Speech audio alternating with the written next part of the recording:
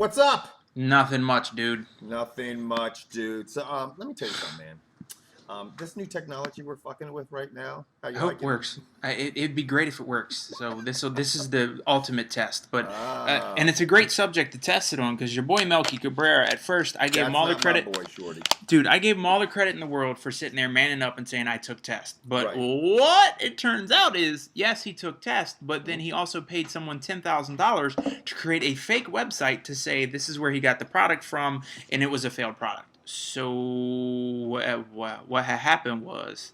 What had happened was is that Melky Cabrera is fucking really trying to fucking work the system. It's funny because you and I both agree. Like, I mean, let me ask you this question real quick because do you think, and before we get into the whole Melky Cabrera thing, do you think that Pete Rose belongs in the Hall of Fame?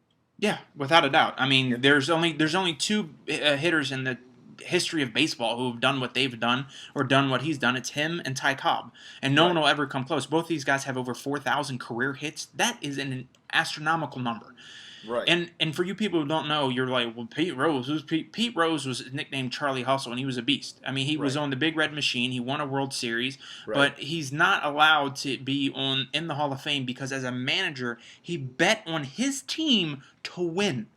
The bet on this team, which is so fucked up because you've looked at how everything has evolved over the last 15 years in baseball, and there's been so much scandal. The Mitchell report, people fucking being just the whole sport just ran rampant with PEDs. Exactly. And He then you get never a situation he where you got Melky Cabrera basically saying, okay, yeah, he's trying to do the right thing in everyone's eyes and saying, okay, you know what? I fucking took this shit. But then he fabricates a website. And it's funny, man, because Victor Conti is sitting back going, man, the bottom line is that there's still so many baseball players cheating and taking PEDs and taking growth hormone and taking all this stuff. And this guy who was the man at the center of the whole Balco investigation says these guys are still out there fucking doing it. and I And think his number's low. He said only 50%. I think he's full of shit. My dad and I were talking. I'm guessing closer to 80, but I shied closer to, but I said 70. I right, just because I mean it doesn't have to be just performance enhancing. These guys could be taking growth, which you and I both know they right. ain't gonna get caught taking that. Yeah, they don't have a test. I mean, the IOC is claiming this. The thing is that you still are able to take it the way people cycle growth hormone. They take it for a few days, they let it get and build up in their system, then they take off a couple days. Well, it's hard to detect that with the fucking test. They don't have a test that's really accurate, and that's why a lot of these athletes Agreed. are using it. I mean, it's helping them recover. Is it making them stronger? No, it's not making them stronger. Well, It's not a drug that does that. But let's get back to Melky. Melky was originally suspended for 50 days okay, for 50 games. when they Now, busted him, right? when Now, they what did when they they bust busted him him, with? testosterone, elevated testosterone levels, and he admitted to it. Whatever. My Right. question is after Joe Public, me and you, have found out the other facts that baseball came on to first, why isn't this penalty harsher? Not only did the guy break your substance abuse, steroid, doping policy, whatever they're calling it, he then went to an astronomical length, in my opinion, to try to cover up his mess up. Well, this is the thing too. You've got these baseball players now. It's funny because they're saying they're enforcing the rules a little bit more and they're cracking down on these guys doing this shit. But the bottom line is that they know Melky Cabrera and anybody else who's been busted for taking these drugs, they know that they're not supposed to be doing it. They know that there's penalties involved. They know that there's suspensions involved. However, with Pete Rose, he was told one time you don't bet on baseball, so he bets on his old team, and he's fucking hammered for the rest of his life. Mm-hmm. Let's say, for example, Pete Rose got a second chance, or they say, okay, we're going to suspend you for a season, or whatever. They gave him. Do you think Pete Rose would fucking bet on baseball again, knowing that he couldn't be in the Hall of Fame, or know that he'd be sitting in his shoes right now where he is today, No. 2012? No. And that's the other thing. They need to harshen the 50 games. Forget 50 games. First time offense suspended for an entire season. Right, and just let him go, and then 162 games off the top, no pay. Yeah. And then after that, I mean, you can second offense, you banned for 3 years. Third offense, you're not only are you banned, but you're scrubbed from the record books, right. as if you never played. Yeah, no, I agree with you. I think right now, football and NCAA football, you're seeing a great example of what happened with the whole Penn State scandal. They went out. That after all that shit with Sandusky broke out and the penalties were, thrown down and laid down on Penn State. You saw what happened with Tyrann Mathieu. Oh Over yeah, at they weren't LSU. playing. I mean, Tyrann Mathieu failed a drug test for the third time. Yes, I understand schools have rules, but let me tell you, that kid's good enough, and he means so much to a team Mhm. that that's one of those things where you kind of go, you think we could cover this up? Right.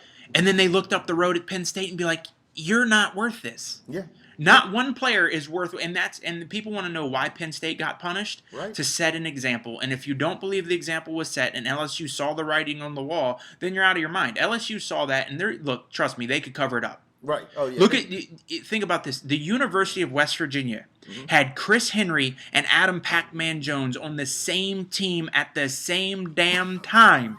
You're Right. gonna tell me that those two guys didn't Right. start fucking up till they got to the NFL? Oh fuck. Please, that. come You on. know Rich they were Rodriguez yeah. was up there and had more shit covered up for them. So let me tell you right now, all these schools aren't doing it anymore. They're No, just not. Yeah, they're realizing that it's a lot to pay for, and it's the programs in the like football and that basically are laying these penalties down, making it so severe that people are like, fuck it. Like with Penn State, everybody's saying, is it going to be the fucking death penalty and stuff? It didn't need to be the death penalty. You know what I'm saying? I mean, obviously the other sports didn't need to be affected by it, but it was enough that it screwed up Paterno's legacy. It has screwed up Penn State's recruiting for the next 3 or 4 years, and it's going to fuck their program up. A quick thing on that. Did you see what Joe Paterno's first reaction was when he got fired? Knowing why he got fired, he knew why he was being let go. But Right. Did you see the first thing he said? No, what did he say? I worked so hard for my name, and now it means nothing. What did he say? I worked so hard for my name, and now it means nothing. I'm Yeah. paraphrasing, but that's basic. So wait, you weren't regretful that you covered up little kids, as Right. one person we know would say, getting plowed in the can. Right. You're upset that your name is now tarnished. Right. You're not upset for what you tells covered what kind up. of person he really is. He's worried Yeah. about himself only. He's selfish, and that's what the whole thing was about. It was a scandal that was based on people being selfish and worried about what would happen to their reputation, not instead of trying to protect the children. That's And why then it all went to the shit.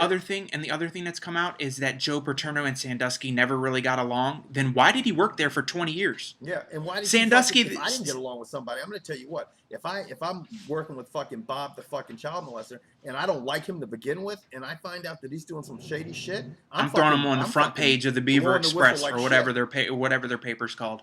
Yeah. Because here's the other thing that I don't understand is Sandusky started 3 years after Paterno. Okay.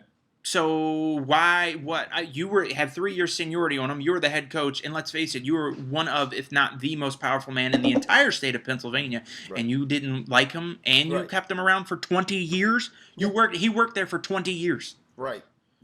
I'm sorry, if I didn't like you, we wouldn't have done this show after 2 days. Why the hell would I sit here and do this for 20 years? Exactly. And we don't live together. We don't travel together. I don't have to eat next to you. I don't have to smell your farts. I don't have to go on recruiting with you. I don't have to trust you. No, it's just stupid. It makes no sense. It's dumb. It doesn't make any sense. And I mean, if Paterno's claiming what he's claiming, well, we'll never know, I guess. Yep. But it's something that makes me realize, was there somebody else that had some type of thing, Sandusky? It's almost like Sandusky had something over somebody. Had to be able to stay there under those circumstances when everybody knew what you were capable of. But Everybody anyway, knew what you had done, and you still let him be that close to the campus. It's like he almost had something on. I guess it's the fact that they covered it up initially. Let's go from that cover up to what Melky tried. Right. Because this is a cover up we obviously know about. We don't know if something was covered up there. Well, we know Paterno covered it up long enough, but I mean, can't speak for the dead. Anyway, Right. Melky Cabrera has tried to cover himself up, got caught, got suspended for 50 games. If you were the judge, jury, and executioner on this, would you have left it at 50 games, or how would you handle this? Let me make it a little bit more interesting for you. You know what I'm saying? Because I'm not in that position. I don't want to be in that position. But let me turn the tables on real quick, George. Let's say if Roger Goodell was the commissioner of Major League Baseball. Okay, what the fuck do you think would be happening to Melky Cabrera right now? If Roger Goodell was the commissioner of Sweet Major Jesus. League Baseball, that guy probably would not. He might not even play in the league again. He would, trust me. If Roger came in and saw the stance that these guys have now with 50, 162, and I don't even know what the third one is, Roger Goodell would chuckle. He might play along for a little bit, but if Melky tried to pull this, he'd have a sit down with Melky and be like, "So, have you ever heard of the Iowa Barnstormers? They're an indoor football team. You might want to go try a whole nother sport." Right, exactly. Because you're done in baseball. And people can, I mean, you and I both were guilty of it. We're like, this is some stiff penalty. Roger Goodell, he's like the fucking sheriff. He's fucking too powerful or whatever. But then, you start to look at football as a whole and how popular it is and how successful it is and how much it's grown. And you look at the ratings and stuff like this. And he's like, you know what? I am protecting our commodity. Yep, And he's I mean, protecting that everybody shield. who is a football enthusiast to some degree has to say, you know what? This guy's come in and, you know, you hear people talking about, oh, that guy's a gangbanger. That guy's fucking spoiled. That's what Roger Goodell's trying to do. He's trying to clean shit up and he's trying to make all these athletes held responsible for the bullshit that they do. And He's trying to change at the first, image. when you hear about it, because it's players that you like, or it might be players from your team, you get kind of fucking a little bent out of shape about it. But then when you really look back and you look at the whole picture, you're like, all right, Goodell's trying to do the right thing here. You know what I'm saying? Yeah, he is, but even then, it's not right that he has all the power. I understand what he's doing, but he either needs to report to a council or he needs to create a committee that strictly deals with this. They don't deal with anything else. They should be looking at late hits, personal fouls, things that the refs might have screwed up. Because let me tell you, if this season's played with college refs, ooh, right. Yeah. Oh, it's going to get ugly early. And speaking of suspensions, man, you know, obviously the Saints were hit hard with Vilma being out. Do you know they just lost another one of their linebackers for the year? Yeah, he tore his ACL. Yeah. But anyway, I think we should end this now because we have to test the technology, and you wanted these files small. This ain't going to be a small file. And we're sitting at about 11 and a half minutes. Anyway, man, we're out. Later, George. I will catch you on the next show. I will talk to you later, brother. Later, peoples.